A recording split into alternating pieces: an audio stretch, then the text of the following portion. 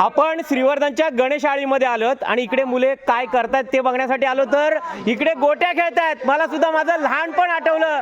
चला हे गोट्या खेळतात बघा आणि काहीतरी भांडणं वगैरे चालू आहेत. गोट्या खेळताना छान मजा यायची, भांडणं सुद्धा व्हायची. चला हे कोणता खेळ खेळतात ते बघूया आपण. श्रीवर्धनचं गणेशाळी आणि इकडे हे बघा हे कोणता खेळ खेळताय? डुसडुस.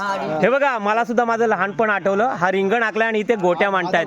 हे सर्वजण गणेशाळीतले आहेत आणि गोट्या खेळतात. आपल्याला सुद्धा आपलं लहानपण आठवलं असेल बघा. आणि आता काय करणार आहात तुम्ही? हे गोट्या मांडून चकणार बघा, चकणार. आता कसे चकतायत ते बघूया आपण.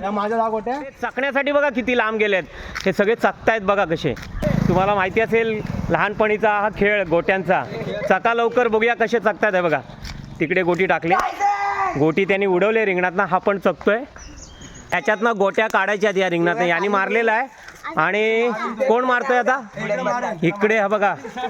तुम्हाला सुद्धा आठवत असेल हा खेळ. हा डुसडुस खेळ आहे गोट्यांचा.